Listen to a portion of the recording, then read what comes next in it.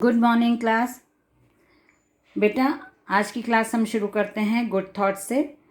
उसके बाद हम अपना चैप्टर स्टार्ट करेंगे। मैंने चैप्टर आपको पीडीएफ भेज दिया है ग्रुप के ऊपर। आप लोग उसको ओपन करके वहाँ से भी रीड कर सकते हैं। वहाँ से भी आप क्लास में चैप्टर ओपन करके भी पार्ट को समझ सकते हैं, या फिर आप बाद में उसको रीड करके समझ सकते हैं। जो भी जैसे भी आपको लगे वैसे आप उसको देख लेना। आज का थॉट है well done is better than well said. Well done is better than well said. इसका मतलब है कि किया हुआ काम ज़्यादा अच्छा होता है अच्छा बोलने के से। आप बहुत अच्छा बोलते हैं, बहुत अच्छा प्रभाव पड़ता है आपके बोलने का। आपको लोग बहुत पसंद करते हैं, आप सबसे बहुत अच्छे से बात करते हैं, हर काम के लिए आप यस बोलते हैं, सबको हाँ बोलते हैं काम के लिए। लेकिन आप काम नहीं करते तो उसका बिल्कुल प्रभाव नहीं पड़ने वाला, उसका इफ़ेक्ट नहीं पड़ने वाला। धीरे धीरे लोग आपको सिर्फ बोलने वाला समझेंगे। बोलने वाला क्या, ये सिर्फ बोलता है, कुछ काम नहीं करता। इसके बजाय जो लोग कम बोलते हैं लेकिन काम करके दिखाते हैं तो वो ज़्यादा प्रभावशाली होता है, वो उसका ज़्यादा इफ़ेक्ट होता है। इसलिए कहा जाता है कि कर्म करना ही आपकी प्रधानता होनी चाहिए, आपका प्रभावशाली जीवन को दर्शाने का एक माध्यम होता है। आप अच्छा करो, काम करो, ना कि आप सिर्फ बोलो। यदि आप नहीं बोलोगे तो भी चलेगा, लेकिन आपने बस बोल दिया यस मैं करूँगा, हाँ मैं कर लूँगा, मैं ये करूँगा, मैं आज करूँगा, मैं कल करूँगा, लेकिन आप उस काम को नहीं करते हो तो आपकी इमेज जो रहती है वो भी खराब हो जाएगी और आपका प्रभाव भी किसी के ऊपर नहीं पड़ पाएगा। इसके बजाय आप करके दिखाओ, चाहे आप उसको बोलो ना। तो ये आज का हमारा थॉट हो गया। अब हम पार्ट 3 स्टार्ट करेंगे क्षितिज से। क्षितिज भाग 1 है ये आपकी किताब। इसके 2 पार्ट हमने पहले ही कर चुके हैं, लासा की ओर, 2 बैलों की कथा। आज हम तीसरा पार्ट करने जा रहे हैं शुरुआत। श्यामाचरण दुबे जी का लिखा हुआ है उपभोक्तावाद की संस्कृति। पेज नंबर है 34। तो हम ये पार्ट शुरू करते हैं। Page number 34।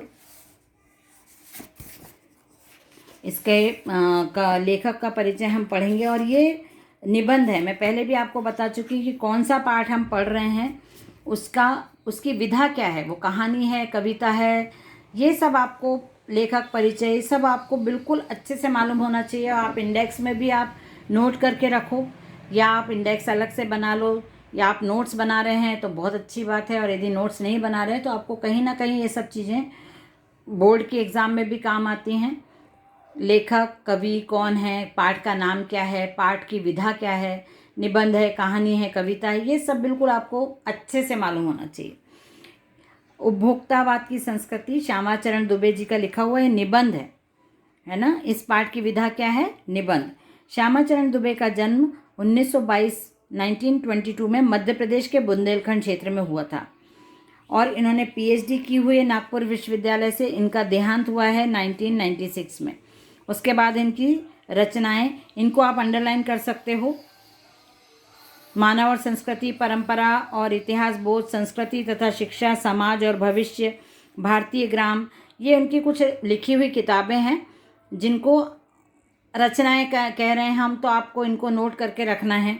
उसके बाद जो ये पाठ है, मतलब जो निबंध है, इसमें लेखक ने समाज की जो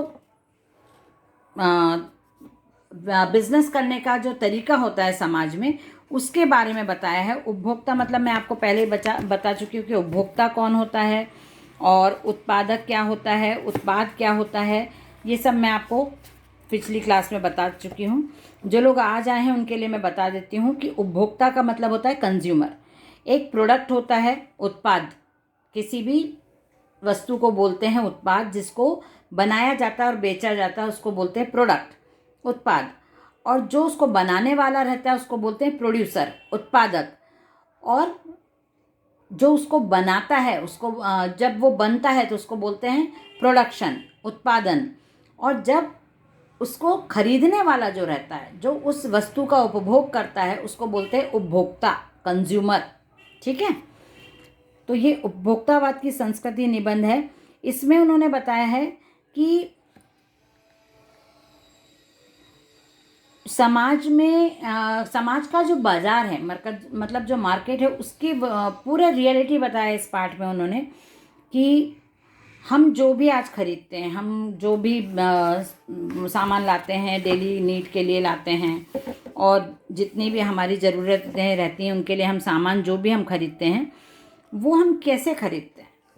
हमको ज़रूरत रहती है इसलिए हम खरीदते हैं, ठीक है, लेकिन अब हम क्या करने लगे हैं, ज़रूरत से ज़्यादा भी सामान को खरीदते हैं। क्यों?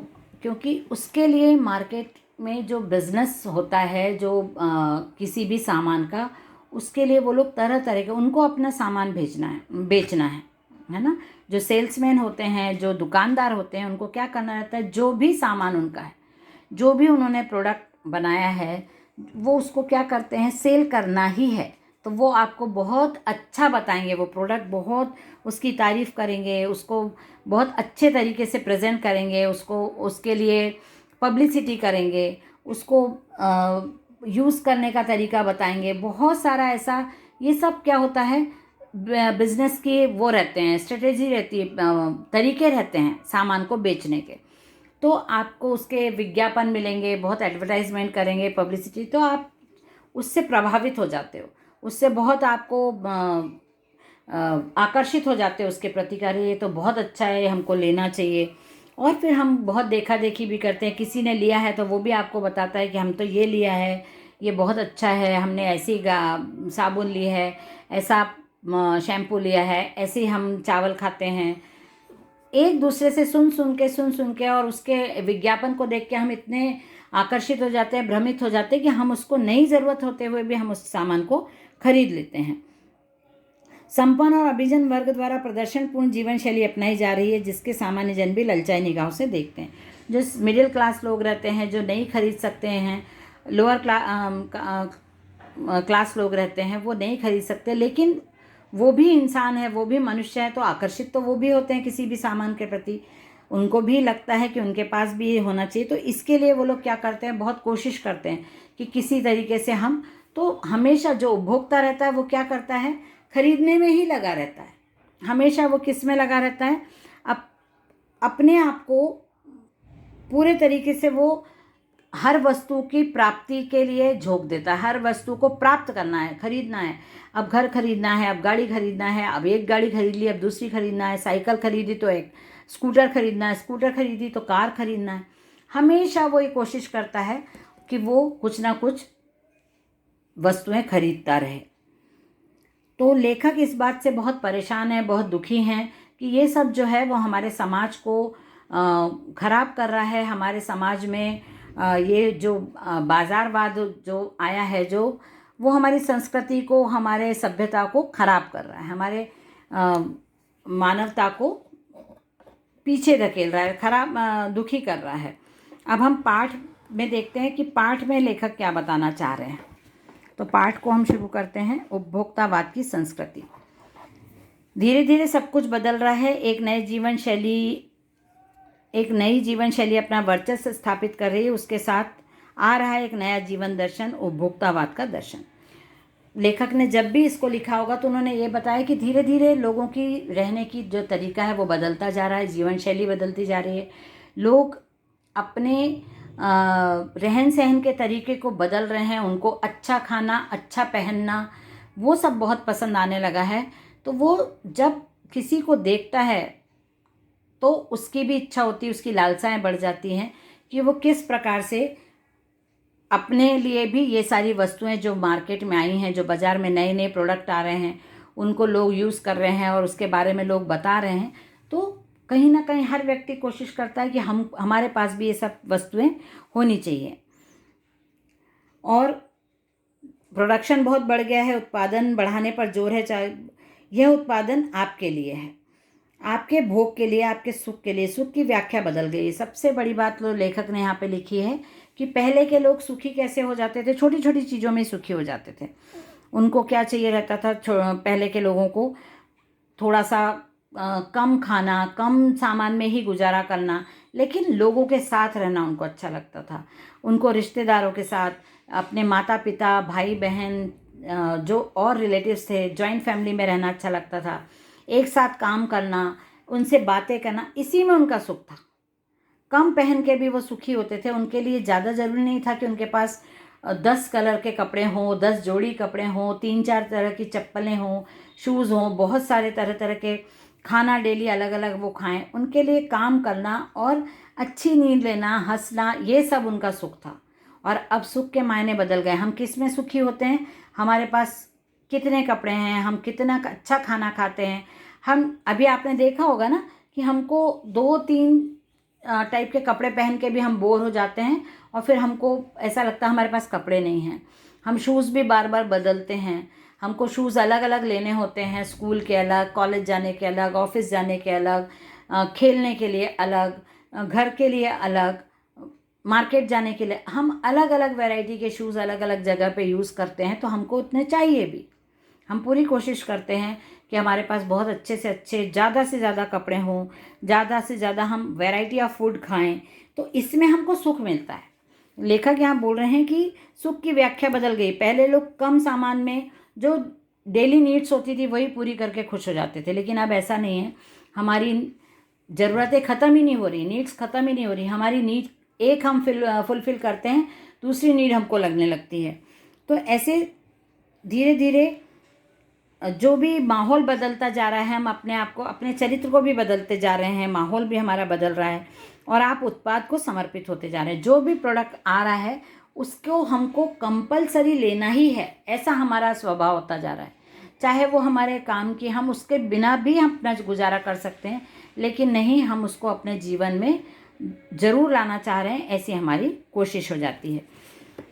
विलासिता की सामग्री से बाजार भर। अब लेखक ने यहाँ पे बताया कि पूरे मार्केट में ऐसे सामान आते जा रहे हैं, ऐसे सामान आते जा रहे हैं कि वो, उसकी पैकिंग ऐसी होती है, उसकी उपयोगिता ऐसी होती है। बहुत जैसे बनाते हैं, एक साबुन का मैं आपको एग्जांपल देती हूँ कि साबुन बनाते हैं, उसके लिए क्या लगता है? पाउडर लगता है, थोड़ा सा कास्टिक सोडा लगता है, थोड़ा केमिकल लगता है, थोड़ा कलर लगता है, थोड़ा एसेंस लगता है। बहुत कम सामान से मिला के एक साबुन बनाया और उसको बहुत अच्छे से प्रेजेंट किया, उसको रैप बहुत अच्छे से किया, उसकी पब्लिसिटी की, उसमें बहुत अच्छा सा पिक्चर लगाया, साबुन को बहुत अच्छे से प्रेजेंट किया और बहुत उसकी तारीफ़ की कि बहुत खुशबू देने वाला है, आप इससे बहुत 10 दिन में आप गोरे हो जाएंगे, आपकी सॉफ्ट स्किन रहेगी। तो ये सब सुन के, पढ़ के हम बहुत उसमें आ जाते हैं, क्या बोलते हैं, हमको वो चीज़ बहुत अट्रैक्ट करती है, आकर्षित हो जाते हैं हम उसके प्रति और हम उसको लेते हैं। भले ही वो 3-4 दिन बाद उसमें से स्मेल आना बंद हो जाए, उसका कलर निकल जाए, वो गलने लगे, वो हमारी स्किन को नुकसान पहुंचाए, लेकिन नहीं, हम भूल जाते हैं और फिर हम दूसरी बार दूसरे साबुन के प्रति अट्रैक्ट होके फिर उसको खरीदने लग जाते हैं। मार्केट में काम यही होता है। ये जैसे यहाँ पे टूथपेस्ट का विज्ञापन, मतलब टूथपेस्ट के बारे में बताया है कि टूथपेस्ट को लॉन्च करते हैं, उसको बनाते हैं और उसको बहुत अच्छे से प्रेजेंट करते हैं कि आपके दांतों को चमका देगा, दांत आपके बिल्कुल सालों साल मजबूत रहेंगे, ख़राब नहीं होंगे और मोतियों जैसे आपके दांत हो जाएंगे, आपके मसूड़ों को मजबूती देगा, आपकी मुस्कान को, आपकी स्माइल को बरकरार रखेगा। तो आप अट्रैक्ट हो जाते हैं ऐसे सामान से और आप लेने लगते हैं। फिर आप लेते हैं, आप 4 लोगों को बताते हैं। तो ये सब मार्केटिंग में, बाज़ार में ये सब चलता रहता है। कोई बताता है कि भाई, बहुत बुज़ुर्ग लोग जब आपके घर में बोलते हैं कि भाई हम तो नीम के दातुन से करते थे, हमारे दांत देखो अभी तक अच्छे हैं, इसमें नीम की पत्ती के गुण हैं, नीम की छाल के गुण हैं, बबूल के गुण हैं, इसमें लौंग डला हुआ रहता था। तो जो पुराने लोग बताते थे वो सब सुन के अब मार्केट में क्या होने लगा है कि जो प्रोडक्ट आता है उसमें ये बताते हैं कि इसमें औषधीय गुण है, इसमें दवाइयाँ, जड़ी बूटियाँ डली हुई हैं, इसमें नीम की पत्तियों का समावेश है, इसमें लौंग है, इसमें काली मिर्च है, इसमें अश्वगंधा है। तो अब आपको ऐसे अट्रैक्ट किया जा रहा है, अब आपको ऐसे प्रभावित किया जा रहा है कि जो पुराने समय में चले आते थे, जो लोग पुराने समय में यूज़ करते थे, वही हम आज के प्रोडक्ट में यूज़ कर रहे हैं। तो आपको ज़रूर लेना चाहिए। अब आपको लगता है हाँ ठीक है, इसमें तो लौंग और काली मिर्ची और ये सब, अश्वगंधा का पाउडर, चंदन का पाउडर, साबुन में चंदन का पाउडर बता देते, आपकी त्वचा बहुत अच्छी हो जाएगी। तो फिर हम सोचते हैं कि पूरा औषधीय गुणों से भरपूर है, तो हमको ज़रूर लेना चाहिए। तो ये सब आपको बेचने के तरीके होते हैं मार्केट के उत्पादनकर्ता के, उसको अपना सामान अच्छे से अच्छे तरीके से ज़्यादा मात्रा में बेचना है जिससे उसका मुनाफा हो। और हम क्या करते हैं कि उसका रंग, उसका कलर, उसका बनावट देख के, कभी उसका साइज़ देख के, कभी हमको सेल में मिल रहा है, ये सब देख के हम नहीं ज़रूरत के हिसाब से भी सामान खरीदते जाते हैं। अब पेज नंबर हमने 6 और 7 कंप्लीट कर लिया। पेज नंबर 8 हम कल करेंगे, सॉरी पेज नंबर 36 हम कल करेंगे, 36 और 37। आज आप पेज नंबर 35 और 34 को रीड करिएगा। 34 पे श्यामाचरण शुक्ल के दुबे जी के बारे में दिया है और पेज नंबर 35 हमने आज रीड किया है। ठीक है, नेक्स्ट क्लास में पेज नंबर 36, 37 कंप्लीट करेंगे। चलिए, बाय एवरीवन।